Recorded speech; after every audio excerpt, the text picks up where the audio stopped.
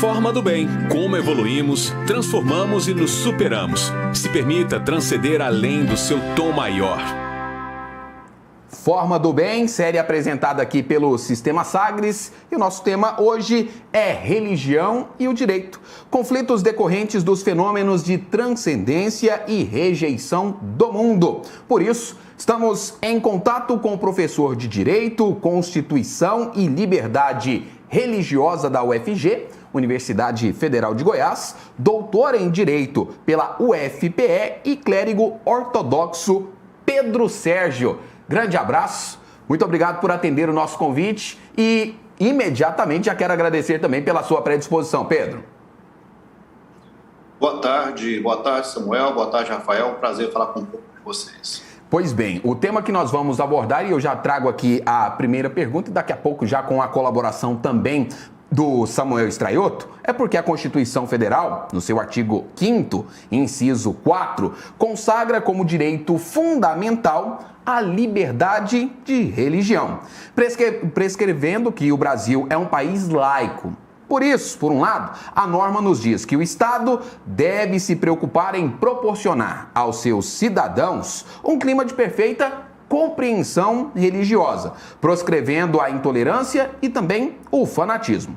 Por outro lado, também deve existir uma divisão entre o Estado e a Igreja. E aí, quando eu cito a Igreja, estou me referindo aqui às religiões de uma maneira em geral, não podendo existir nenhuma religião, digamos, oficial no país, devendo, porém, o Estado prestar proteção e garantia ao livre exercício de todas as religiões. E também temos, por exemplo, citação do tema no artigo 19 do texto da Constituição. Partindo desse pressuposto, depois dessa introdução para apresentar efetivamente o tema, eu quero perguntar para o senhor como podemos falar de uma relação entre religiões, no plural mesmo, e o direito. Professor. Muito bem colocado por você a norma constitucional. Infelizmente, o que nós temos observado na sociedade são pessoas, às vezes de má fé, grupos ideológicos, que querem fazer confusão com esse conceito de Estado laico. Então, nós temos, basicamente, eu vou falar meio resumidamente, 3 tipos de Estado. Você tem um Estado que opta por uma religião, é um Estado religioso. Nós tivemos isso no Brasil no passado, nos séculos passados, em que o Estado estava vinculado à Igreja. Hoje ele não está, por força da Constituição. Temos, atualmente, alguns países que têm religião oficial, caso, de exemplo, alguns estados que têm o islamismo, por exemplo, como religião oficial. Temos também uma outra situação de estados que não têm religião e se proíbe a religião praticamente, como é o caso da Coreia, da China, os países de linha comunista, onde o ateísmo é o Estado ateu, onde a religião é proibida e as pessoas, inclusive, são perseguidas, presas por terem religião. E nós temos o chamado Estado laico, que é o nosso caso. O que é o Estado laico? Como você mesmo disse, é um Estado que não tem qualquer religião oficial, mas ele protege o direito das pessoas professarem a sua fé, ter a sua religião, ou até o direito de não ter nenhuma fé, nenhuma religião. Isso também deve ser protegido, o direito da pessoa não ter fé, não ter religião. Então, é um Estado que garante a todos, igualmente, o direito de professar ou não professar uma fé. E se professa uma fé, se tem uma religião, que essa religião possa exercer as suas atividades de maneira ordeira, de maneira legal, dentro do seu templo, das suas manifestações internas e externas. Samuel Straiotto, conosco, o professor Pedro, para abordarmos um tema que é complexo, mas super pertinente. Samuel. Bom, professor, novamente aqui o nosso agradecimento pela sua participação. Na nossa abordagem aqui inicial com o senhor, citamos aí pontos do nosso texto constitucional, trazendo para aí a realidade brasileira, mas eu queria fazer um pouco, retomando aqui a linha do tempo, em uma discussão lá no século XVIII, em que o Rousseau ele já falava um pouco a respeito disso. Ele apontava que, por um lado, nós temos aí as religiões, que na avaliação dele eram importantes meios da afirmação da liberdade individual. E aí também temos pontos relativos à liberdade. O Rafael disse aqui pontos que são dos direitos fundamentais que estão expressos lá na Constituição brasileira e, de certa forma, ele também falava que situações como essas, importantes meios de afirmação da liberdade individual, deveriam ser permitidas pelo Estado. E, ao mesmo tempo que eram permitidas pelo Estado, também se tornavam focos permanentes de conflitos dentro da própria sociedade. E, nesse aspecto, acabava havendo uma regulação pelo direito. Na sua avaliação, professor, partindo aqui desse ponto, como que podemos analisar esse conceito que foi apresentado pelo Rousseau lá no século XVIII e trazendo agora para o nosso contexto atual aqui no Brasil? Veja bem, o Rousseau ele tem uma importante contribuição na história do direito constitucional quando ele cria a ideia do contrato social, né? Aquele contrato que deve ser celebrado entre Estado e povo para que se regulem as relações sociais. Esse grande contrato social, na prática, tem um nome que se chama Constituição Federal. Do ponto de vista constitucional, nós temos no Brasil importantes leis que garantem a liberdade religiosa, temos leis que criminalizam, né, no âmbito do direito penal, comportamentos discriminatórios, criminalizam aqueles atos que atentam contra a liberdade religiosa, contra a expressão religiosa, contra os ritos, contra os templos. Isso está criminalizado para proteger as pessoas na sua liberdade religiosa. Mas o conflito que se coloca hoje na sociedade, exatamente o conflito ideológico no Brasil, é que uma parte dos grupos, né, não querem ou não admitem, por exemplo, que a maioria do povo brasileiro tem um senso religioso. E por que eu estou afirmando isso? Eu vou dar apenas um exemplo. Há um tempo atrás, por exemplo, no Tribunal Superior Eleitoral se debatia uma tese proposta por um grupo partidário que queriam impedir candidatura de pessoas que tivessem apoio de grupos religiosos. Ora, isso é um absurdo. Primeiro porque, se você olhar para o Congresso, todo mundo lá dentro do Congresso, todos os deputados e senadores têm apoio de alguns grupos. Uns têm apoio de ruralistas, outros têm apoio de trabalhadores, sindicatos, outros têm apoio de grupos artísticos, sei lá. Cada um tem o seu grupo de apoio para representar a sociedade naquele grupo que o elege. Aí eu pergunto, se a maioria do povo também tem a sua igreja, a sua religião, qual é o empecilho deles irem às urnas e, se conseguirem votos suficientes, elegerem um candidato que tem uma identidade religiosa? Qual é o problema dessa maioria que tem uma identidade religiosa eleger seus representantes?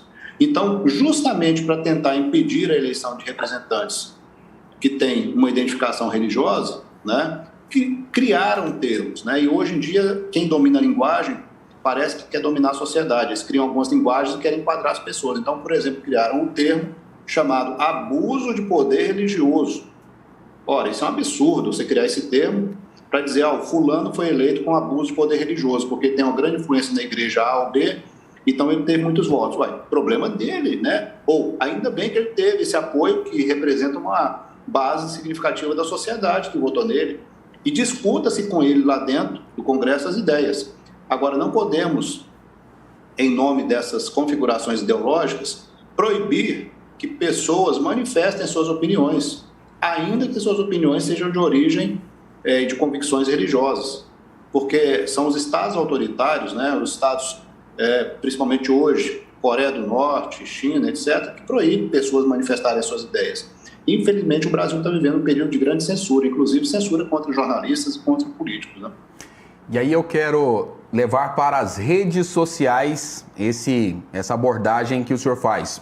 Professor Pedro, tivemos nessa semana, e aí eu já incluo o esporte aqui também, aquele caso relacionado ao Maurício Souza, jogador de vôlei. Está em voga, isso está nesse momento assim sendo bastante discutido através das redes sociais, onde ele faz uma crítica a partir de um ponto de vista que pode ser ideológico, que pode ser religioso, e ele é condenado. Existe o cancelamento das redes sociais. E aí nós temos dois pontos. O ponto dele de expressar essa opinião e até que ponto essa opinião dele incomoda e vai contra e acaba prejudicando outras pessoas. E aí eu te pergunto, professor, como que o direito ele equilibra? Como é que ele pode proteger as chamadas garantias individuais, até mesmo a garantia de se expressar? Muito bem, a liberdade de expressão está configurada claramente na Constituição Federal. As pessoas podem se expressar como quiser e é vedado o anonimato. E no que tange ao direito de consciência e de fé, as pessoas também podem ter o direito de expressar segundo a sua convicção. Por exemplo, o fato de eu dizer que sou cristão e sou contra o aborto, eu não estou dizendo com isso que as pessoas que eventualmente defendem o aborto ou que praticaram o aborto, que essas pessoas devem ser atacadas na rua, que elas devem sofrer punições, que elas devem ficar desempregadas, que elas devem sofrer violência, nada disso. Eu apenas tenho uma ideia e tenho um pensamento diferente, né, desses grupos. Então, o que a gente está percebendo é uma intolerância ideológica. No caso do jogador de vôlei, ele manifestou a sua expressão, né? Ele parece que ele manifestou, no salvo engano, né, salvo melhor juízo, parece que ele manifestou uma expressão de que, por uma postura moral ou de fé, ele é contra a conduta homossexual. Ele tem o direito de ser. Nem por isso entendo que esse rapaz, não consta nenhuma situação na vida que esse rapaz tenha agredido um homossexual, que ele tenha batido um homossexual, que ele tenha humilhado, que ele tenha discriminado. Ele apenas não concorda com aquele comportamento. Ele tem o direito de não concordar? Acho que tem, por princípios morais. Assim como quem concorda também tem o direito de concordar e se expressar. Nós vivemos num país que tem, por exemplo, aí, a manifestação da parada do orgulho gay. E amanhã alguém poderia fazer a parada do orgulho hétero? Né? Se fizer, vai ser considerado o quê? Homofobia? Não, apenas ele está dizendo que gosta de ser hétero. Alguém fala que é contra o aborto, outro fala que é a favor. Quem vai dar, quem quiser. Por exemplo, vou falar uma coisa que é grave, né? E o Supremo Tribunal Federal fez. Existe no Código Penal um tipo penal, um crime que fala de fazer apologia ao crime. E no Brasil ainda é crime fumar maconha e ainda é crime traficar maconha. Então, maconha ainda é crime no Brasil. No entanto, o Supremo liberou a marcha da maconha. As pessoas que defendem a maconha vão lá na rua e, né, falam no nível, pelo menos no plano das ideias, que deveria ser liberado. Ok, né? Então, se amanhã tiver um grupo que fala contra as drogas e fizer uma marcha contra a maconha, esse grupo também vai ser proibido, vai sofrer censura, né, das redes sociais. Essa pessoa que falar contra a liberação da maconha vai ser censurada. Então, você tem um grupo claramente fazendo apologia ao crime, com apoio do Supremo Tribunal Federal, e pessoas que às vezes falam aquilo que está na lei e sofrem retaliação. Então, por exemplo, se hoje eu chegar e fizer um discurso veemente na internet contra a legalização do aborto, eu poderei sofrer uma censura, né? Porque vão dizer que eu estou falando por um motivo religioso. E é claro que estou falando por um motivo religioso, eu tenho o direito de falar. Mas aborto continua sendo crime no Brasil. Então as pessoas estão, alguns grupos estão invadindo até mesmo o espaço da lei e da Constituição para fazer isso que você está falando, cancelar pessoas. As pessoas não fizeram nenhum crime, eles apenas expressaram uma opinião. Estão sendo cancelados na sociedade, nos grupos sociais, nos grupos de amizade. Pior, né? Eu faço a pergunta, porque ele expressou uma opinião, ele fica desempregado, é um pai de família, tem que cuidar dos seus filhos, e aí você faz esse tipo de atitude com ele, né? Eu acho que é abuso, né? Eu chamo isso de abuso de poder de grupos de pressão, né? A liberdade, professor, ela também está expressa no texto da Constituição, mas a gente pode pensar não só aí na liberdade de expressão, mas em outros tipos de liberdade. Qual é o limite? Veja bem, eu vou contar um fato rapidinho para você entender a ideia do limite. Certa feita, um deputado apresentou um projeto de lei que ele proibia a imprensa de dar notícia de sequestro enquanto o caso ainda estivesse sendo desenvolvida a investigação pela polícia e pelos familiares. Por que a imprensa estava proibida? Porque se verificou que, em muitos casos, a imprensa noticiava o sequestro, e isso atrapalhava a investigação, e a vítima ou os policiais, às vezes, acabavam morrendo. E ele deu o caso, que a vítima morreu por causa da imprensa, porque a imprensa noticiou os casos. Então, proibia a imprensa de noticiar o sequestro. Esse projeto de lei caiu na minha mão, porque na época eu era membro do Conselho Nacional de Política Penitenciária e Criminal, e eu deveria dar um parecer nesse projeto de lei. Qual foi o meu parecer? Óbvio, parecer de censurar a imprensa. Porque aí vem a pergunta, qual é o bem maior? É a vida do sequestrado? Ou é o interesse por publicar uma notícia para fazer um faturamento maior no veículo de comunicação? É claro que a vida do sequestrado é muito mais importante. Então, aí, neste caso, né, a gente teria que ter uma censura. A imprensa não poderia falar. Então, na ponderação de valores, a cada caso nós vamos vendo o que pode mais e o que pode menos. No caso desse jogador de vôlei, ele apenas expressou uma opinião, que ele é contra certo tipo de comportamento. Isto não tem nada de mais ele expressar a opinião dele por valores religiosos e morais. Por que vai se tirar o emprego de um pai de família? Porque ele expressa uma opinião. Né? Volto a dizer, as situações em que você não pode expressar a sua opinião são as opiniões historicamente mostradas nos estados autoritários. Né? No stalinismo era assim, no nazismo era assim, você não podia manifestar a sua opinião, você só podia manifestar a opinião se fosse de acordo com os grupos que controlavam a mídia e o poder. Professor, apenas aqui uma breve explicação, até de uma forma muito simplista, o que é essa ponderação de valores.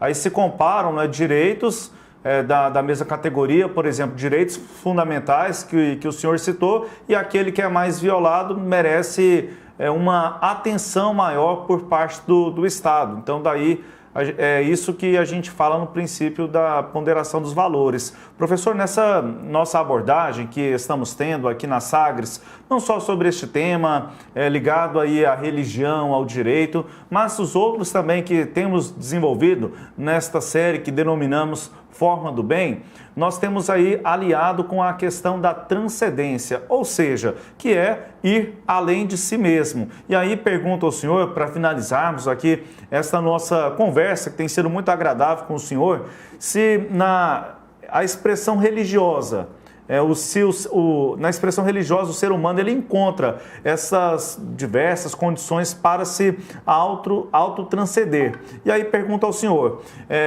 autotranscender, né, como disse, para ir além de si mesmo. A liberdade religiosa é um direito? A transcendência? Veja bem, como é que, pelo menos da minha perspectiva de fé, como é que eu entendo transcendência? Nós temos duas situações. Primeira, a situação de imanência. Imanência trata tudo aquilo que está no plano material. Transcendência, aquilo que está no plano espiritual, na minha relação homem e Deus.